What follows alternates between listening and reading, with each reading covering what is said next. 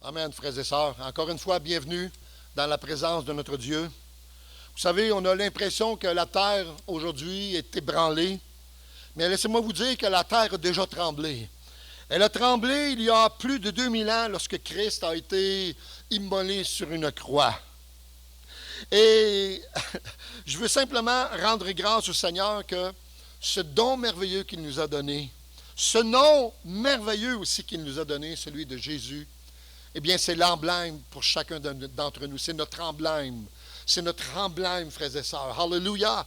Et tout ça pour vous dire que le véritable cri du cœur du croyant d'aujourd'hui, c'est une louange envers ce Seigneur et Sauveur merveilleux que celui de Jésus. Alléluia.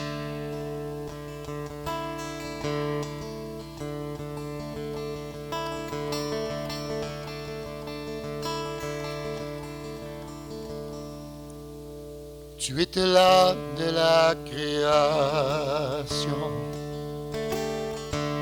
Fils unique du Dieu très haut, mystère de ta gloire révélée, en toi Christ notre Seigneur, pour ce nom si merveilleux. Ce nom si merveilleux, le nom de Jésus-Christ mon roi. Oh, ce nom si merveilleux, sa beauté est sans pareil. Oh, ce nom si merveilleux, le nom de Jésus.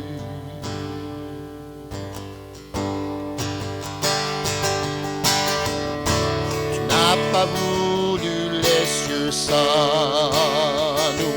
Alors Jésus, tu es venu. Ton amour a vaincu mon péché. Rien ne peut nous séparer. Pour ce nom si glorieux, pour ce nom si glorieux. Le nom de Jésus-Christ, mon roi. Oh, ce nom est si glorieux, sa beauté est sans pareil. Oh, ce nom est si glorieux, le nom de Jésus. Oh, ce nom est si glorieux, le nom de Jésus.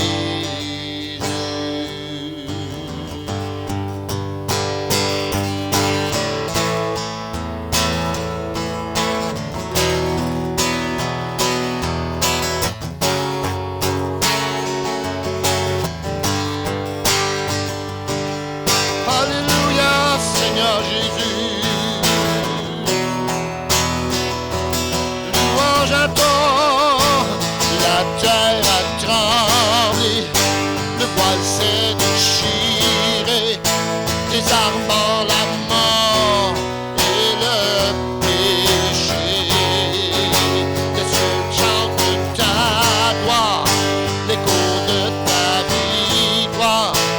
Tu es le roi ressuscité, tu es sans rival, tu es sans égal, Dieu du triomphe.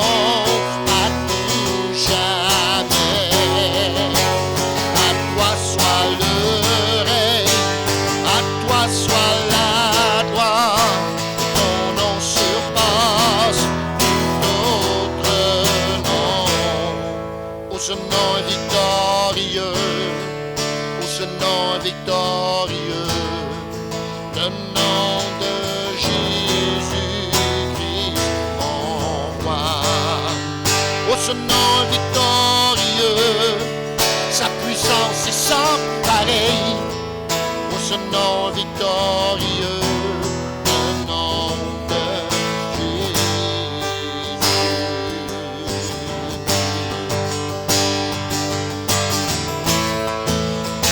victorieux, il a vaincu la mort et le péché, et on veut honorer d'un autre. avec nos cœurs. Alléluia. Il est digne de louange. La terre a tremblé, le voile s'est déchiré devant la mort et le péché. Les cieux chantent de ta gloire, l'écho de ta victoire, car tu es le roi ressuscité. Tu es sans rival, tu es sans égal, Dieu tu triomphes à tout jamais. À toi soit le règne, à toi soit la gloire, à toi soit le règne, à toi soit la gloire, à toi soit le règne, à toi soit la gloire. Ton nom surpasse tout autre nom. Oh, ce nom victorieux, oh, ce nom victorieux, le nom de Jésus-Christ, mon roi. Oh, ce nom victorieux, sa puissance est sans pareil. Oh, ce nom victorieux, le nom de Jésus. Oh, ce nom victorieux, le nom de Jésus. Une dernière fois ensemble. Oh, ce nom victorieux, le nom de Jésus.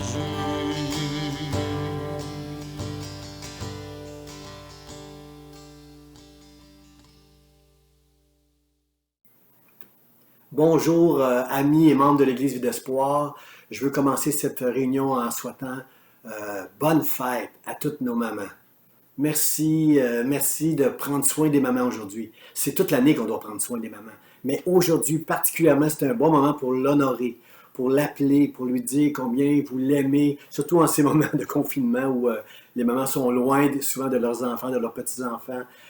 Prenez le temps de les chérir, prenez le temps de les honorer, prenez le temps de leur dire comment vous les aimez. Ce sont des êtres tellement précieux que Dieu leur a donné le pouvoir de donner la vie, de prendre soin de nous dès les premiers jours de notre vie. Alors, moi, je veux dire merci à Dieu pour toutes nos mamans et que Dieu nous encourage aujourd'hui au travers de cette histoire qu'on va regarder ensemble dans la Bible. On va lire l'histoire d'une femme qu'on appelle, on ne sait pas son nom, c'est vous, c'est moi, ce texte adresse tous ceux qui ont la foi. On va parler de cette femme, la Sunamite, dans le 2e livre des Rois. Ce matin, on va faire une pause un peu avec le texte de l'apôtre Jean qu'on lit depuis plusieurs semaines dans cette série, Le chemin étroit. On reste dans l'esprit d'un chemin étroit. Les mamans savent c'est quoi sacrifier, savent c'est quoi se donner. Et on reste dans l'esprit du chemin étroit, mais on va lire un texte différent ce matin. On va aller ensemble lire 2 Rois, le chapitre 4, verset 16, qui nous dit « Élisée lui dit, à cette même époque, l'année prochaine, tu embrasseras un fils. » Et elle dit « Non, mon Seigneur, homme de Dieu, ne trompe pas ta servante. » Je vais juste résumer un peu. C'est, je crois, 2 Rois, chapitre 4, verset 8 à 37, que vous pourrez lire. Je vous résume la situation. C'est un homme, un prophète, un homme de Dieu qui s'appelle Élisée, qui a été instruit par le prophète Élie. Élisée visite régulièrement ses élèves, les prophètes, des familles en Israël. Il habite au Mont-Carmel. Il passe souvent par la ville qu'on appelle Sunem, qui est à environ 10 km de Nazareth, pour vous aider un peu, 30 km du Mont-Carmel. Il passe souvent par là, et à un moment donné, il y a une femme, la Sunamite, qui va l'inviter à un dîner, avec la permission de son mari, bien sûr. Elle veut inviter cet homme de Dieu, qu'elle connaît de réputation probablement. Elle l'invite à manger. Puis à la longue, elle convainc son mari de lui faire un endroit, une chambre haute, avec des murs, des meubles, pour qu'il puisse venir se reposer quand il passe par là et profiter un peu de son ministère, profiter un peu de la parole de cet homme de Dieu. Alors, elle fait préparer tout ça. Et à un moment donné, cet homme qui veut bénir cette femme-là lui annonce, un jour, l'année prochaine, tu vas avoir un fils. Parce que c'est une femme qui était stérile, qui n'avait jamais eu d'enfant. Et il lui dit, tu vas avoir un enfant l'année prochaine à ce moment-ci. Et là, elle répond ce qu'on vient de lire ensemble. Non, non, mon Seigneur, s'il vous plaît, ne trompe pas ta servante. Et on va regarder ça ensemble, là. Et ensuite, elle va être enceinte l'année ensuite, comme l'homme de Dieu l'a dit. Et elle va avoir un enfant qui va grandir. Et à un moment donné, cet enfant qui travaille au champ avec son père va mourir. Et alors, elle décide d'aller voir Élisée pour lui dire, est-ce que je t'ai demandé un fils? Ne t'avais-je pas dit, ne me trompe pas? Et là, la suite de cette histoire, c'est que Élisée va suivre cette femme-là jusqu'à chez elle, puis il va intercéder auprès de Dieu pour cet enfant-là. Et cet enfant-là, l'histoire finit bien, il va ressusciter. Mais toute cette histoire qu'on va regarder ensemble, c'est le cœur d'une femme, c'est le cœur d'une femme de foi, c'est le cœur d'une femme... ce qu'on voit dans le cœur de cette femme-là, on le voit dans le cœur des mamans. Il y a quelque chose de beau, il y a quelque chose il y a une bienveillance, il y a une générosité, il y a une foi, il y a quelque chose dans cette femme-là qu'on retrouve dans les mères, mais qu'on doit retrouver aussi dans tous ceux, des hommes et des femmes qui ont reçu la foi. Il y a des encouragements et aussi des leçons dans toute cette histoire-là. Alors, on va regarder ensemble le verset 9-10, où, cet homme, comme je vous l'ai dit, elle le presse d'aller manger chez elle lorsqu'il passe par là. Et à un moment donné, dans le verset 9 et 10, ça nous dit, elle dit à son mari, « Voici, je sais que cet homme qui passe toujours chez nous est un saint homme de Dieu. Faisons une petite chambre haute avec des murs et mettons-y pour lui un lit, une table, un siège et un chandelier, afin qu'il s'y retire quand il viendra chez nous. » Wow! Wow! C'est une femme qui est bonne. Elle a le cœur d'une mère. Elle est bonne pour cet homme de Dieu. Elle veut le bénir. Elle veut en prendre soin. Elle dit à son mari, lui, là, je le sais, c'est un homme de Dieu. C'est un saint homme de Dieu. Elle voit en lui une sainteté. Elle voit en lui, vous savez, un prophète, c'est un homme qui parle de la part de Dieu, inspiré par Dieu, avec l'onction de Dieu sur lui. Il parle au cœur et ceux qui reçoivent la parole du prophète sont remués dans leur cœur et reviennent à Dieu. Alors, elle voit dans cet homme un homme de Dieu. Elle veut en prendre soin. Elle convainc son mari de lui faire une chambre pour qu'il puisse se reposer lorsqu'il passe par Sunem et qu'il puisse aller dans cette chambre-là. Et elle sait exactement ce qu'un homme de Dieu a besoin d'avoir dans sa chambre, autre que son lit. Elle installe un siège, une petite table, un siège confortable comme je suis, une petite table pour qu'il puisse déposer ses écrits, ses notes, et un chandelier pour l'éclairer. S'il étudie tard le soir, si dans ses études, il étudie tard le soir, si le matin tôt, il a à cœur d'étudier puis il est en train d'étudier. Alors, elle s'arrange, elle comprend vraiment ce que l'homme de Dieu a besoin. Celui qui veut étudier la parole de Dieu, celui qui veut mettre son énergie, son focus pour étudier la parole de Dieu, elle sait exactement ce qu'il a besoin. Elle est l'ancêtre de tous ceux qui font du home staging là, à la télévision, là, tous ceux qui arrangent là, des appartements, des maisons. Elle est l'ancêtre de ces personnes-là. Elle a vraiment prévu le plan de tout ce qui va faire le bonheur. C'est très minimaliste, mais en même temps, c'est fondamental. C'est toutes des choses que l'homme de Dieu a besoin pour vraiment... se reposer, puis en même temps prendre un temps avec le Seigneur dans sa maison. Et cette femme-là le fait, elle le fait par bienveillance. Elle le fait parce qu'elle aime Dieu. Elle cherche à bénir quelque part. Elle n'a pas d'enfant. Elle a un mari, certainement que son mari, elle le chérissait, elle en prenait soin. Et il y avait des serviteurs. La Bible dit que c'était une femme de distinction. Ce qu'on veut dire par là, c'est une femme de haut rang. C'est une femme qui était à moyen, qui avait une bonne réputation. Et le fait qu'on est riche ne veut pas dire qu'on ne peut pas être une personne avec une grande foi. La pauvreté ou la richesse n'a rien à voir avec la foi. Il y a quelqu'un qui a dit, « Pourquoi dis-tu que tu es pauvre si tu as Dieu? Si tu as Dieu, tu es riche. » Mais il va dire aussi aux riches, « Pourquoi dis-tu que tu es riche alors que tu n'as pas Dieu? Si tu n'as pas Dieu, tu es pauvre. » Comprenez-vous, notre foi n'a rien à voir avec si on est riche ou si on est pauvre. Notre foi, c'est un cadeau que Dieu nous a fait pour croire en lui, pour le servir, pour l'honorer. Et cette femme-là prend soin de cet homme-là. Et je vois dans le cœur de cette femme-là une mère qui prend soin de ses enfants, une mère qui aime ses enfants, qui les nourrit, qui les protège, qui les habille, qui les pourvoit pour l'éducation et tout ça. Je vois ce cœur-là dans cette femme-là. Et il y a un passage qu'on va lire ensemble dans Matthieu chapitre 10, versets 40 à 42. C'est Jésus qui parle au travers de l'évangile de Matthieu, et il dit au verset 40, « Celui qui me reçoit, reçoit celui qui m'a envoyé. Celui qui reçoit un prophète en qualité de prophète, recevra une récompense de prophète. Et celui qui reçoit un juste en qualité de juste, recevra une récompense de juste. Et quiconque donnera seulement un verre d'eau froide à l'un de ses petits, parce qu'il est mon disciple, je vous le dis en vérité, il ne perdra point sa récompense. » Au ciel, nous allons voir des récompenses pour tout le bien qu'on va avoir fait. Et Dieu n'oubliera pas tout ce que les hommes et les femmes, à cause de leur foi, à cause de leur amour pour Dieu, à cause de leur bienveillance, de la générosité qu'ils ont reçue du cœur de Dieu, il n'oubliera rien de ce qui a été fait.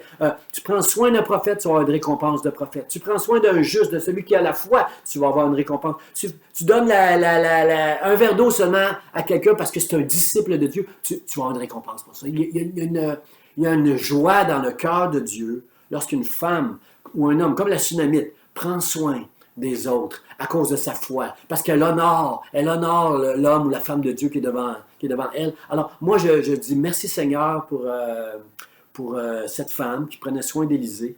Puis à un moment donné, Élisée, je ne sais pas si Élisée, dans l'Ancien Testament, était conscient de ce passage que Jésus va citer dans Matthieu. Je ne sais pas s'il y avait cette pensée dans l'Ancien Testament, dans la tête d'Élisée, mais Élisée, lorsqu'il réalise toute la bonté de cette femme-là, tous les soins qu'elle porte à lui, puis elle ne demande rien, tout ce qu'elle fait comme une mère fait pour son enfant, comme elle le fait pour lui, à un moment donné, il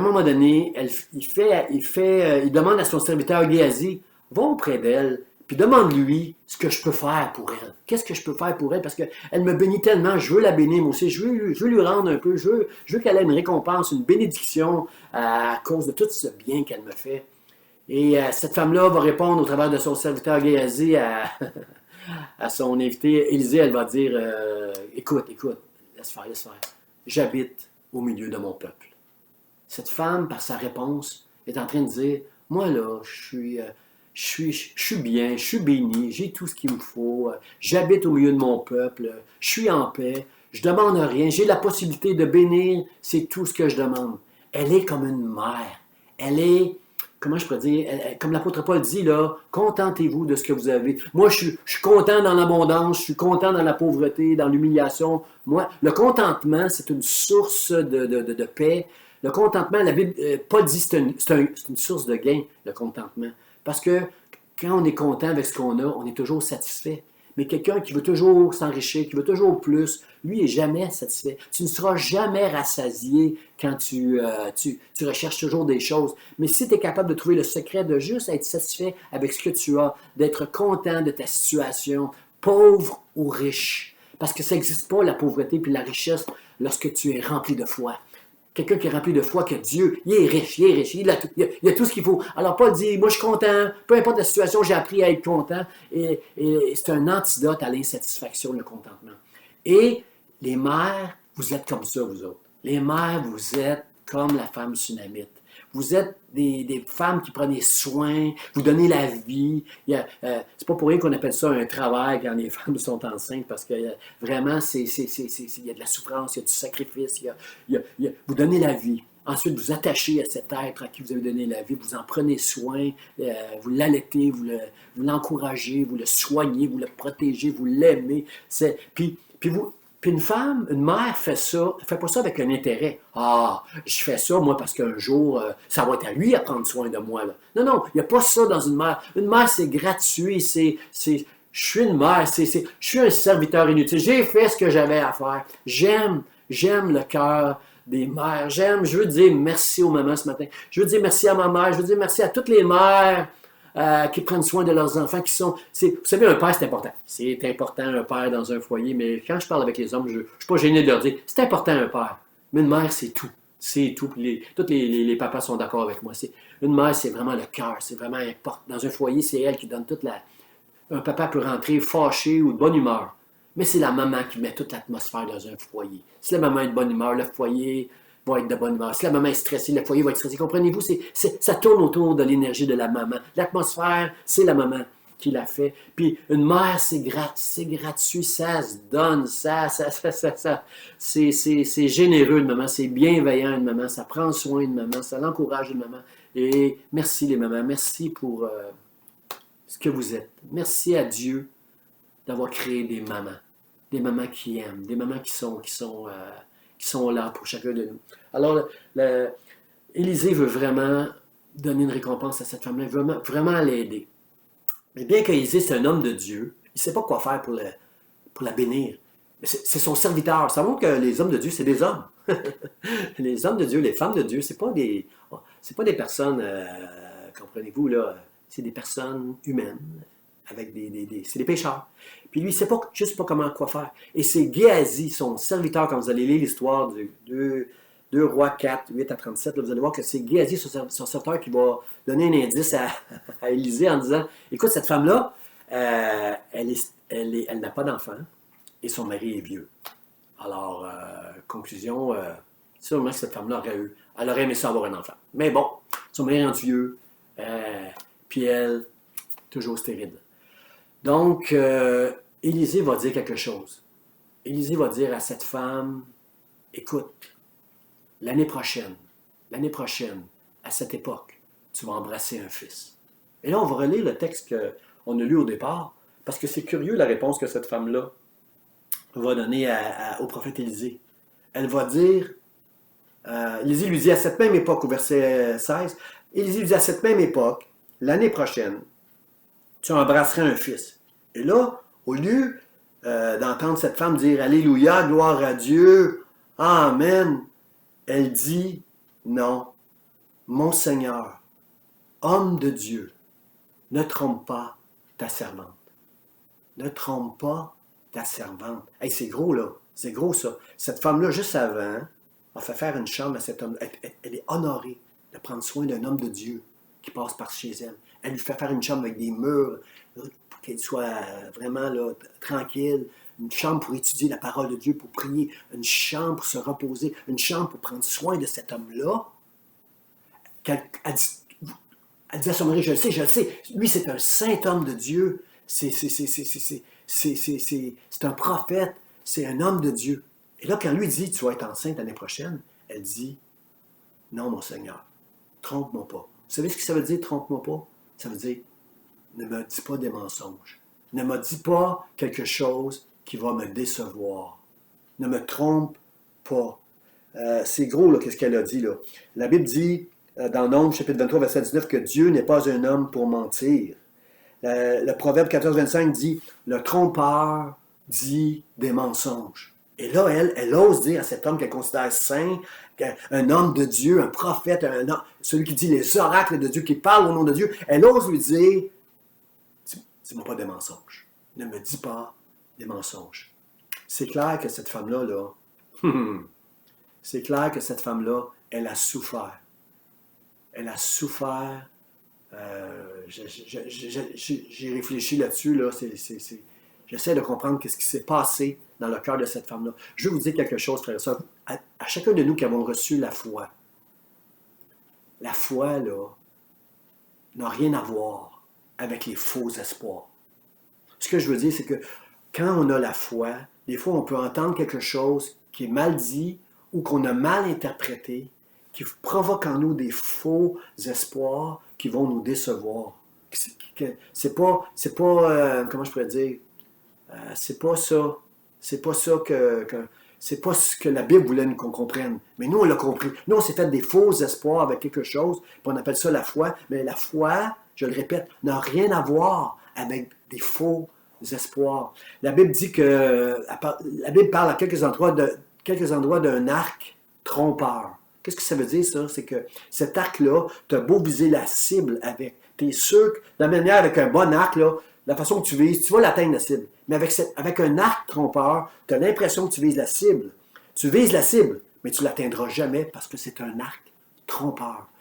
Et c'est ce qu'elle dit à Élisée, ne me trompe pas. Là, tu me dis que je vais avoir un enfant. Pourtant, c'est un homme de Dieu. Tout ce qu'il dit, c'est prophétique. Ça vient de Dieu. Il parle au nom de Dieu, inspiré de Dieu. Ça parle et les cœurs sont bouleversés lorsqu'on entend cet homme-là. Mais là, elle entend ça. Elle dit, s'il vous plaît, non. Dis-moi pas ça, mon Seigneur. Dis pas quelque chose pour m'encourager. Là. Dis pas quelque chose donne-moi pas des espoirs qui seraient pas vrais avec ce que tu viens de me dire. Là. Ne me trompe pas, s'il vous plaît, mon Seigneur. Frère, amis, chers amis, là, vous qui avez la foi, là, faisons attention pour ne jamais essayer d'encourager quelqu'un en créant des espoirs qui ne viendraient on prend un passage de la parole de Dieu pour lancer des espoirs à quelqu'un, mais sans vérifier si c'est vraiment la volonté de Dieu. Parce que là, créer des faux espoirs, ça peut détruire des personnes, ça peut... comment je peux dire? Cette femme-là, c'est clair qu'elle a souffert. Vous savez, être stérile en Israël, c'était une malédiction. Si t'es stérile, là, il y a certainement qu'il y a du péché dans la vie de cette femme-là. Écoutez, là, être stérile, c'est pas normal, c'est une malédiction, c'est mal vu. Il y a beaucoup de mépris dans le regard des gens. Il y a des gens qui vous diront rien, c'est une femme de distinction. Tu veux pas te mettre à dos cette femme-là. C'est une femme de haut rang, estimée, tout ça, mais tu veux pas te la mettre à dos. Mais dans le regard, dans les sous-entendus, il y a quelque chose qui rappelle que si elle est stérile, c'est une femme qui a certainement vécu beaucoup de souffrance dans son cœur par rapport à cette stérilité, par rapport au fait qu'elle n'ait pas eu d'enfant.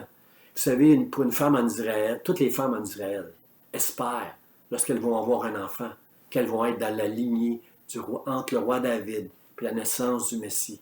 Toutes les femmes ont espéré, toutes les mères ont espéré être cette femme qui naîtrait soit au monde le Messie ou qui serait dans la descendance, dans la lignée du Messie.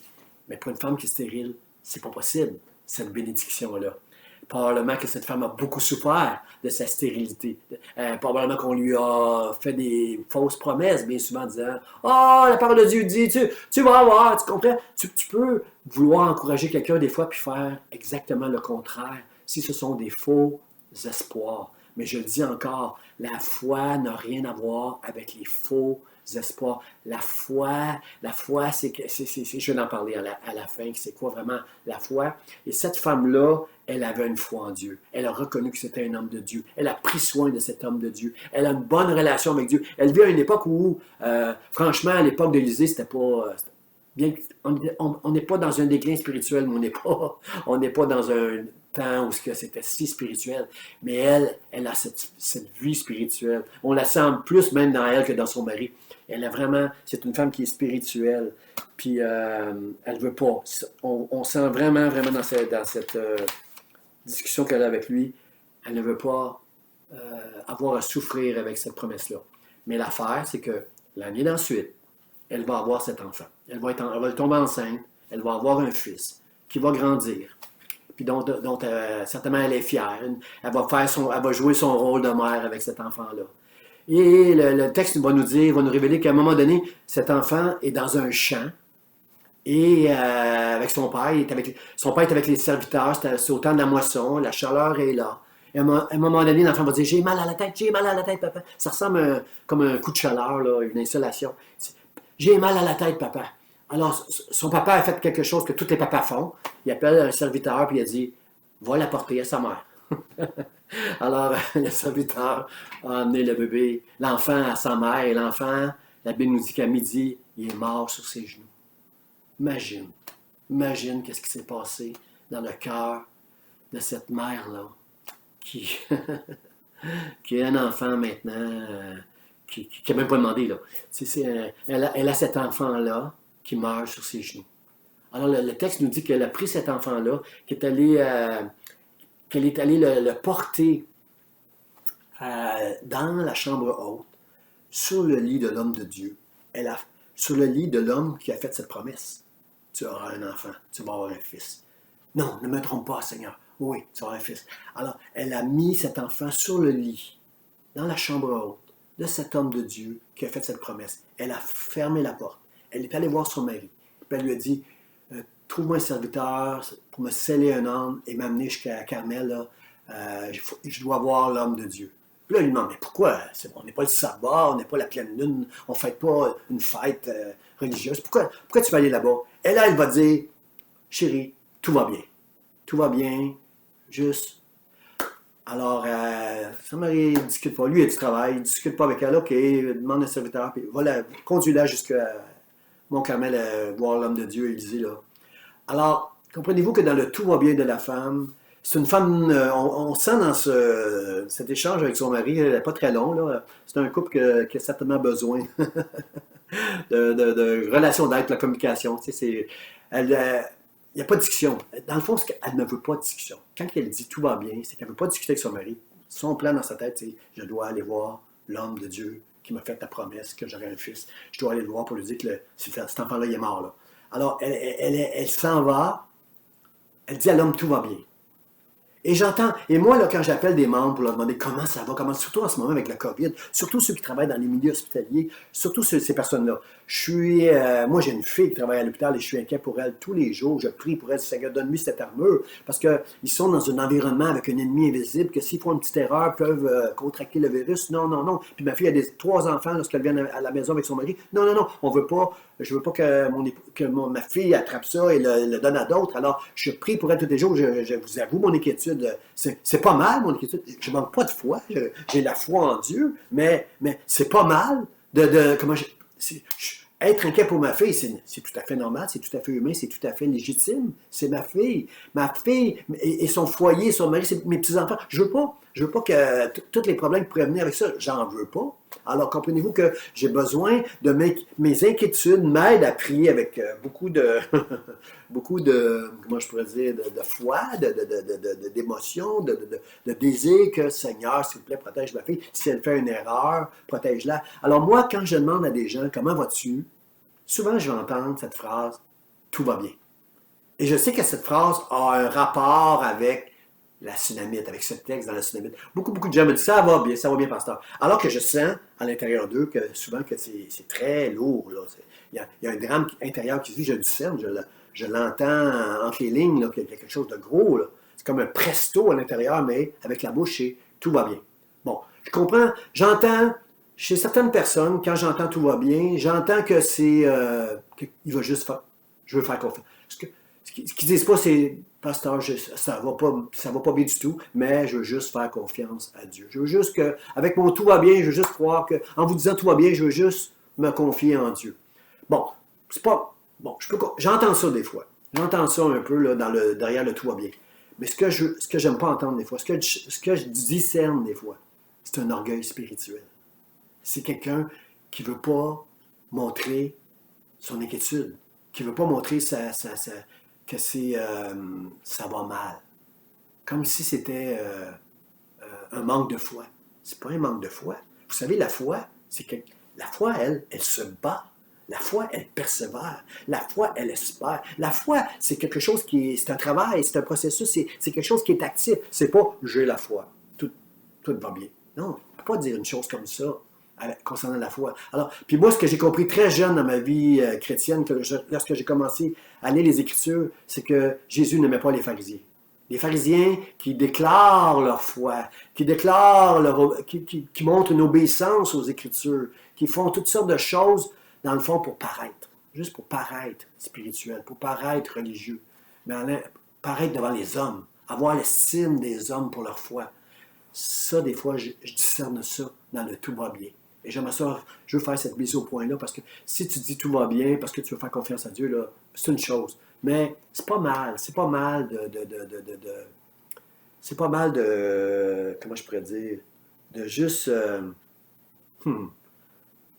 Dieu, on est nu devant Dieu. Dieu nous voit, il connaît notre cœur. Moi, je préfère être plus authentique possible avec mes pères, avec les gens autour de moi, comme Dieu me connaît. Dieu sait que je suis inquiet. Seigneur, je suis inquiet. Aide-moi. Et ma foi m'aide, bien sûr, à me rendre de l'autre côté, traverser les tempêtes, puis de me rendre jusqu'au bout.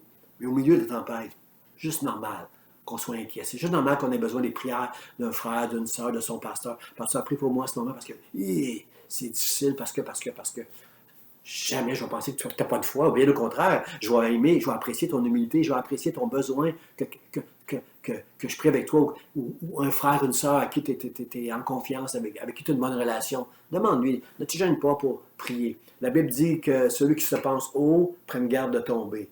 Un jour, on est fort, puis on aide quelqu'un qui est dans un moment un peu plus faible. Puis un jour, cette même personne-là qui va être plus forte, va nous aider, nous, parce qu'on est tous égaux, on est tous des pécheurs, on a tous des natures humaines, et qui avec des émotions, tantôt sur la montagne, tantôt dans la vallée.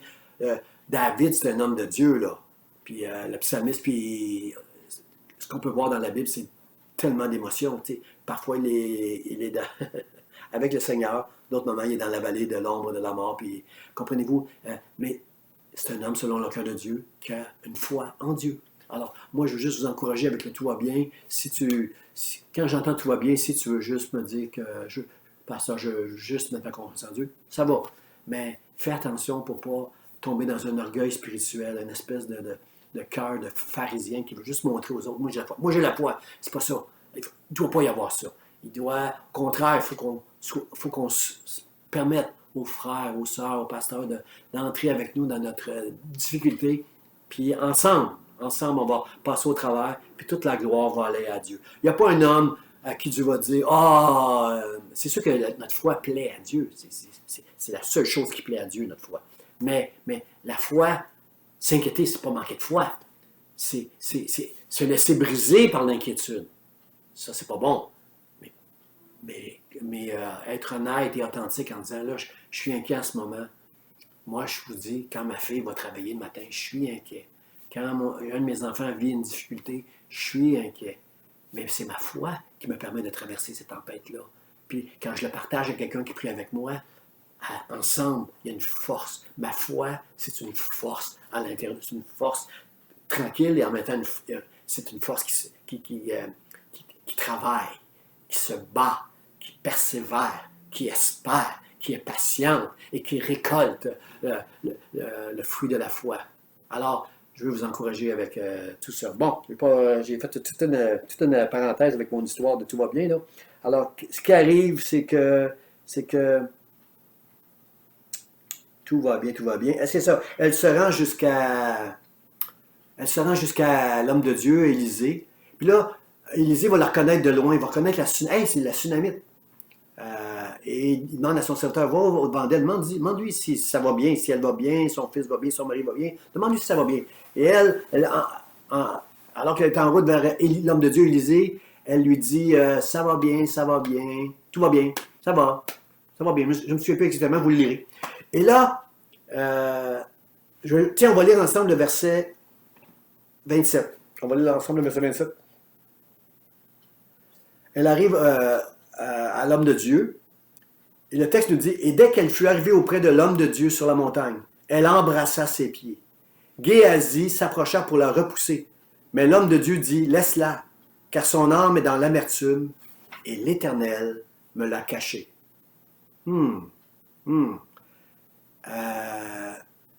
Elle se jette aux pieds de l'homme de Dieu.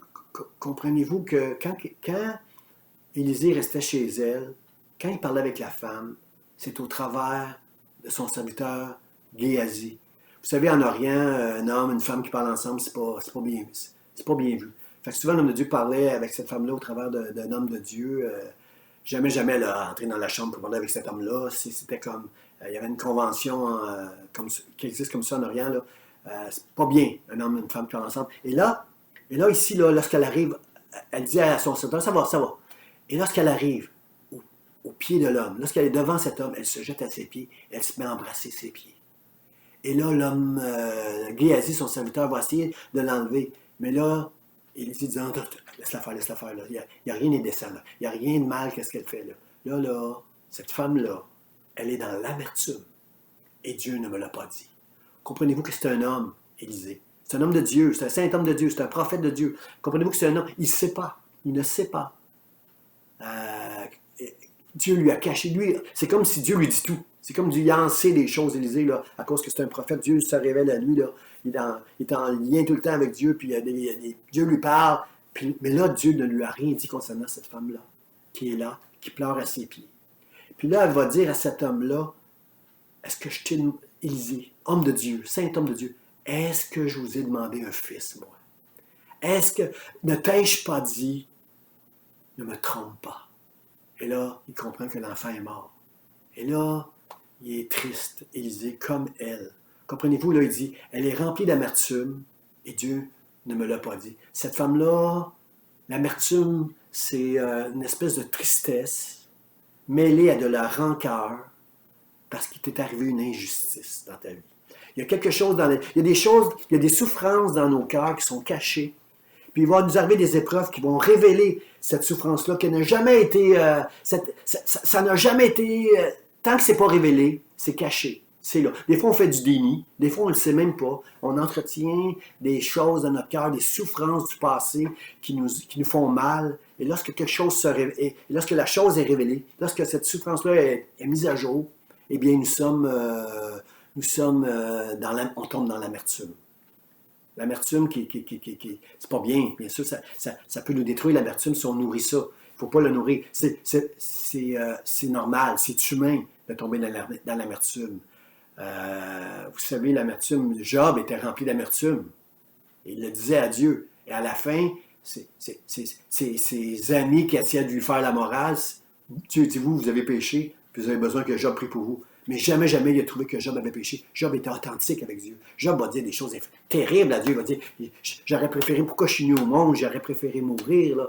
Là, dans la condition où je suis présentement, là, c'est la mort qui m'intéresse. Là. Je ne veux même pas vivre. Là. Je suis malheureux, je n'ai pas la paix, je n'ai pas la joie. Seigneur Dieu. Comprenez, à la fin, Dieu va dire à Job, lui, il n'a jamais péché dans ce qu'il me dit. Moi, il a juste dit ce qu'il y avait réel dans son cœur. Puis Dieu va reprendre ces serviteurs qui ont l'air à parler tellement avec grande... Quand on écoute les serviteurs, souvent, j'écoute ce que ses amis lui disent, puis je dis « Amen, amen. » Il cite les Écritures, ça fait du sens, qu'est-ce qu'il dit « Amen, amen. » Mais à la fin, Dieu va reprendre ses amis, puis il va dire « Si Job ne prie pas pour vous, vous allez mourir. » Mais Job, lui, il n'a pas péché contre moi. C'est un homme qui est juste et intègre. Pourquoi? Parce que dans tout ce qu'il a vécu, dans tout ce qu'il a perdu, dans tous les deuils que Job a pu faire, sa santé, ses enfants, je vais le dire dans l'ordre, ses enfants, sa santé, sa réputation, son argent, l'estime des autres, tout ce qu'il a perdu, dans tout ce qu'il a perdu, il a toujours gardé sa foi en Dieu. C'est ça qui fait d'un homme un homme juste. Et il n'a pas perdu non plus son intégrité. Sa foi est restée droite. Il est resté intègre envers Dieu. Il a juste ouvert son cœur devant Dieu. Puis ses amis, il pensait peut-être qu'il pouvait parler devant ses amis comme ça semble que non. C'est difficile d'entendre pour les autres, des fois, notre cœur, mais c'est ce que Job a fait. Il n'a jamais péché. Il est resté juste. Alors, l'amertume de cette femme-là était là. Puis ça a sorti, toute cette souffrance a sorti. Est-ce que je t'ai demandé un fils, moi? Alors, toute cette souffrance-là sort du cœur de cette femme-là devant l'homme de Dieu. Vous savez, il y a des souffrances, là. Il y a des souffrances qui ne guérissent jamais. Mon épouse puis moi, on travaille, ça fait des années avec la DPJ. Puis, vous savez, un enfant qui était abandonné par sa mère quand il était tout jeune, là, ça laisse une souffrance. Les psychologues, les psychiatres expliquent ça avec on appelle ça le syndrome de l'attachement. C'est que ces personnes-là vont avoir ça prend un miracle pour qu'ils puissent s'attacher vraiment, tomber, aimer vraiment quelqu'un. Vous savez, quelqu'un qui était abandonné, un enfant qui était abandonné très, très, très, très jeune, là, tu peux lui dire 1000 fois par jour, je t'aime, je t'aime, je t'aime. Robert, je t'aime. Lucille, je t'aime. Claudette, je t'aime. Jacques, tu peux dire toute la journée à quelqu'un, je t'aime, mais son réservoir d'affection va rester vide. Il ne sera jamais comblé. C'est des personnes qui vont souffrir d'affection tout le temps, tout le temps, tout le temps. Vous savez, une femme qui était trahie, une femme qui était trompée, c'est une femme qui est blessée. C'est une femme qui, un tôt ou tard, l'amertume va sortir de son cœur. Vous savez, une femme normale aime se faire dire « T'es belle, chérie. Wow, t'es mon unique. T'es ma préférée. T'es mon amour. T'es belle. Non, t'as pas pris de poids ces derniers temps. T'as pas pris de poids. Ça, les femmes aiment ça. T'es belle. Elle est belle, ta robe. Comprenez-vous, les femmes, une femme normale aime ça. Mais une femme qui était trompée, une femme qui a été trahie, une femme qui est divorcée, j'aimerais dire à l'homme qui va la courtiser. Fais attention aux paroles que tu vas lui dire. Je me souviens quand j'étais jeune, il y avait une femme italienne, une chanteuse italienne qui s'appelait Dalida. Dalida chantait une chanson qui s'appelait Parole, parole, parole. C'était une chanson où on entend un homme qui dit Tu es belle, et que tu es belle. Oh! Puis il dit toutes sortes de belles paroles que normalement une femme aime entendre. Mais Dalida était une femme qui a connu plusieurs, puis pour son malheur, a connu beaucoup d'hommes, puis elle a été connue la trahison. Puis dans cette chanson-là, elle exprimait le cœur d'une femme qui a été blessée. Elle dit dans sa chanson, moi, les mots tendres, enrobés de douceur, se posent sur ma bouche, mais jamais sur mon cœur. Parole, parole, parole. Alors, fais attention quand tu vas dire à une femme qui a été trahie, blessée, trompée. Fais attention comment tu vas lui parler parce qu'il faut que tu sois vrai là. Il faut que ce soit des vraies paroles, pas juste des encouragements mais vraiment, il doit savoir combien tu l'aimes cette femme-là parce qu'il y a une blessure, puis il y a une amertume qui est quelque part qui risque de surgir ce jour-là. Salomon parle beaucoup de l'amertume qui est liée à un péché.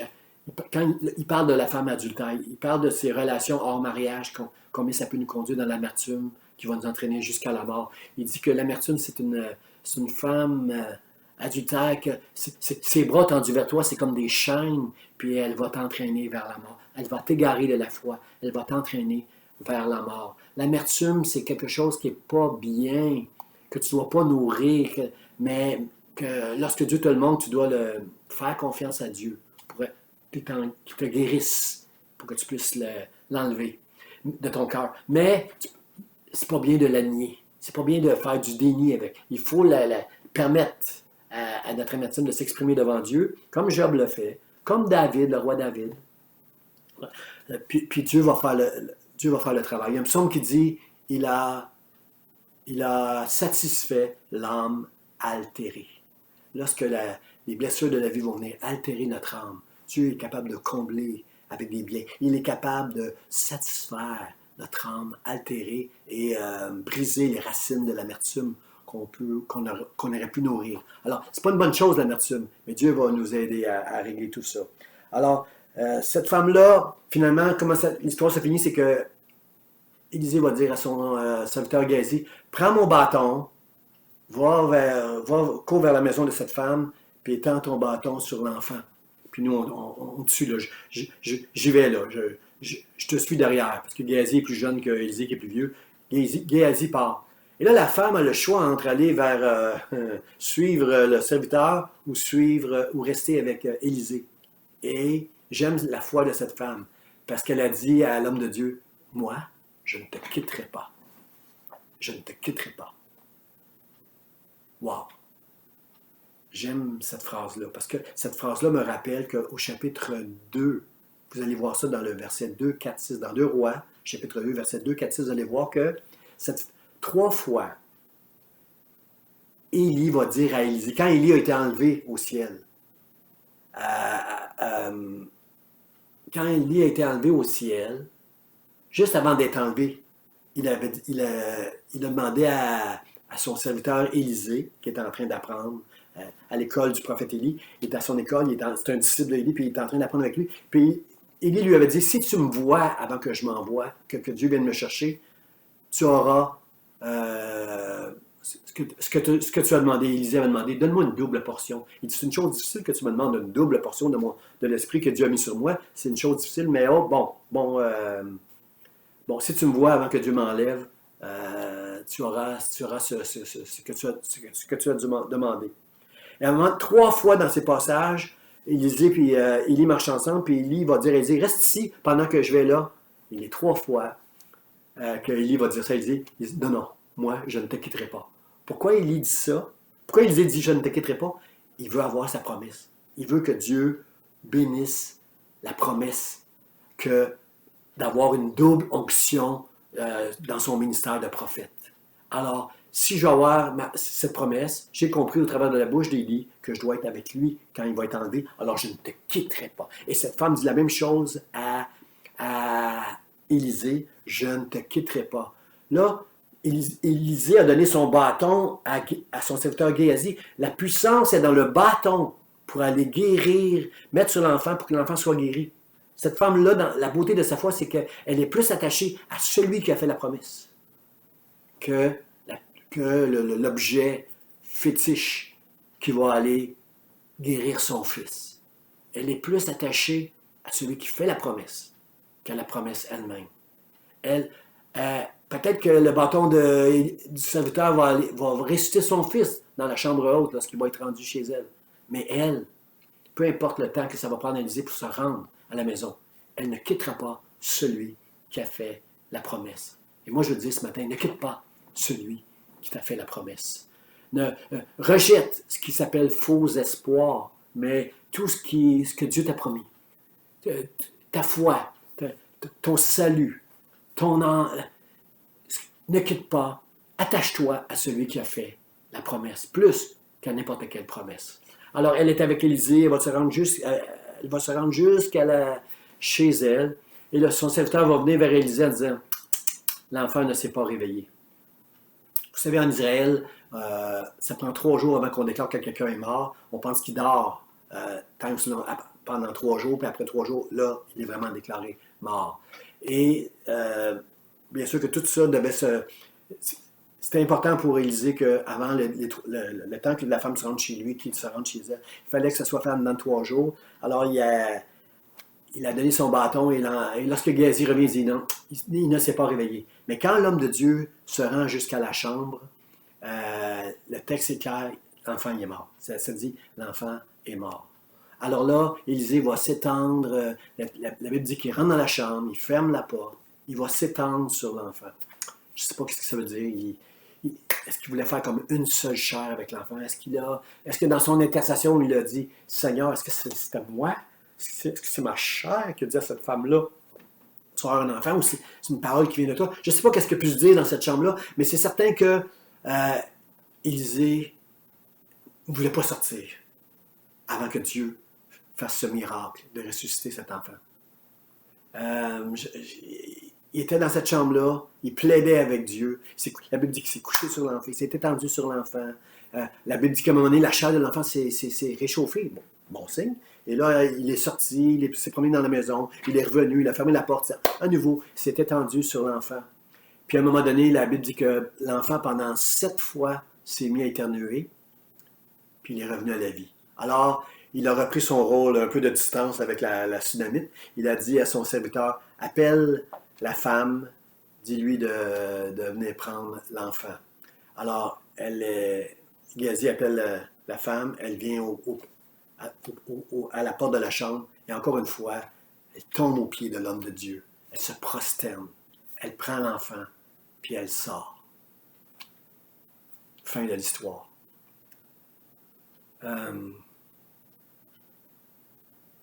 Frères et sœurs, j'adresse chacun de nous qui avons reçu la foi. La foi, c'est pas quelque chose comment je peux dire?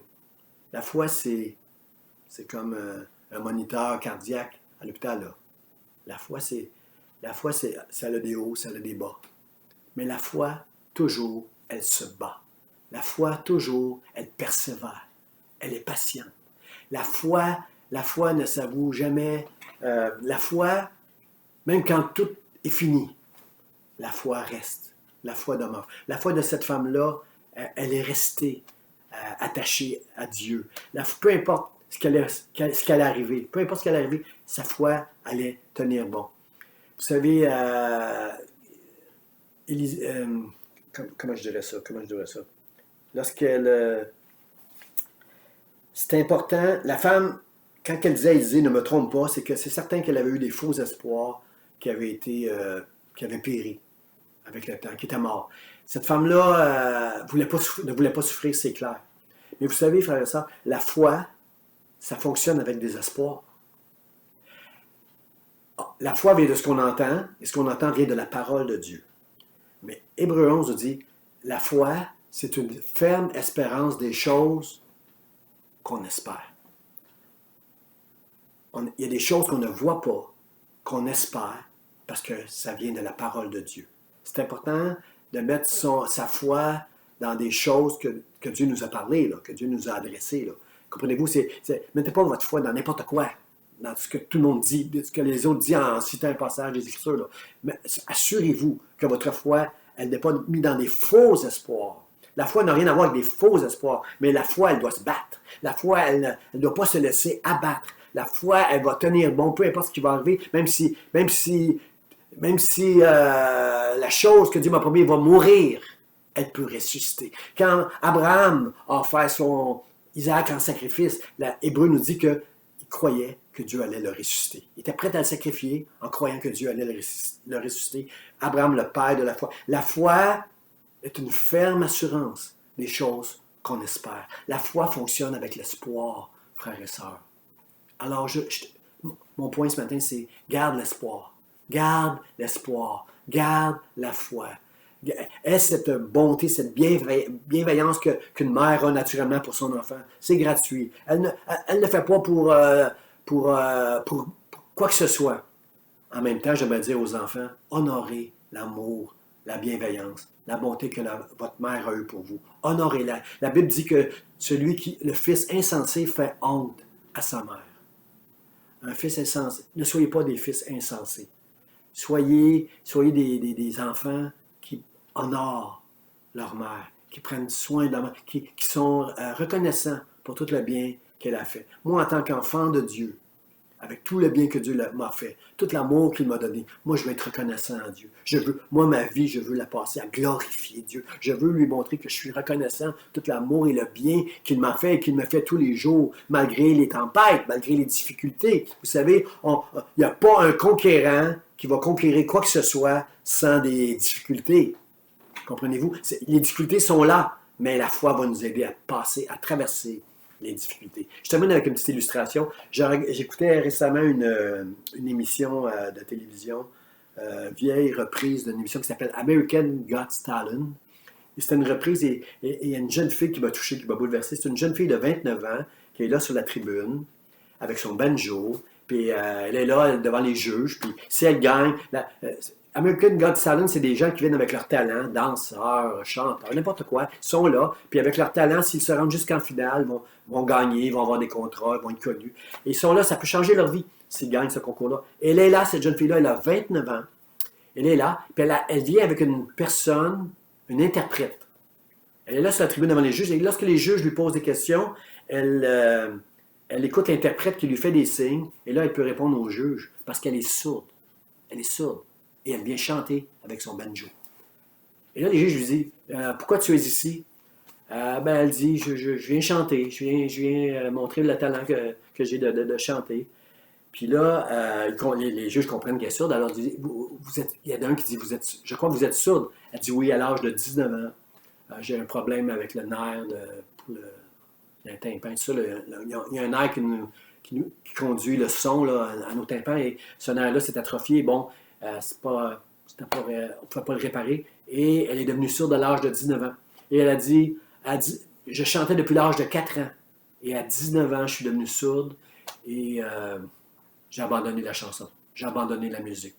J'avais plus envie ni le cœur de continuer. Puis j'ai abandonné. I gave up. C'est ce qu'elle a dit au juge. Puis à un moment donné, dans la vingtaine, elle a dit, je ne peux pas passer ma vie à l'âge de 20 ans, je ne peux pas passer ma vie à juste abandonner, à juste vivre avec cette souffrance que je suis devenu sourde maintenant, que j'avais du plaisir à chanter, j'avais du plaisir à faire de la musique, et maintenant je suis sourde, je ne peux plus. Puis ce qui était drôle, c'est que lorsqu'elle chantait avec son petit banjo, elle enlevait ses chaussures pour que ses pieds sur le sol puissent saisir le tempo pour accorder ses paroles quand elle chante avec la musique. En tout cas, c'est quelque chose de spécial. Mais la beauté de cette jeune fille-là, c'est quand elle dit « J'ai décidé que je n'allais pas abandonner à cause des souffrances, à cause de l'amertume, à cause de ce drame qui m'est arrivé dans ma vie, la mort de mes oreilles maintenant, puis mon avenir comme musicienne.